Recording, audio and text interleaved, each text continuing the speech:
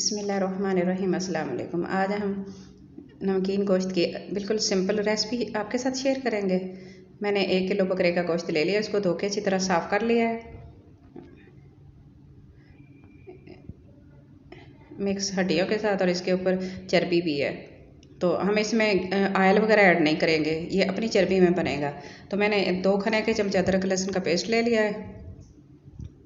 2 गिलास पानी के डालेंगे, और नमक आप अपनी मर्ज़ी के मुताबिक कम या ज़्यादा कर सकते हैं।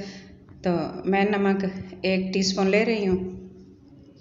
इसको अच्छी तरह मिक्स कर लेंगे और इसको खुला पकाएंगे ताकि इसकी झाग ख़त्म हो जाए। जैसे ही ये हाई फ्लेम पर हम इसको 5 मिनट पकाएंगे, तो इसकी झाग ख़त्म हो गई है।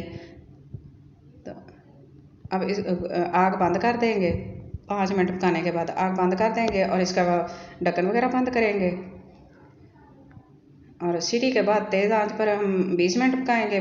पहले 5 मिनट तेज़ आंच पर, फिर 20 मिनट पकाएंगे दरमियानी आंच पर। तो इस तरह तैयार हो गया हमारा। तो इसको फ्राई कर लेंगे 5 मिनट के लिए, और ये अपने ऑयल में फ्राई होगा।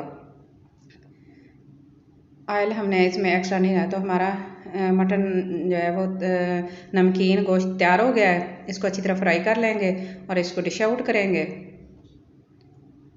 तो और इसकी फाइनल लुक की तरफ जाएंगे। ये बच्चों और बड़ों सबका फेवरेट है, झटपट तैयार होने वाली रेसिपी है।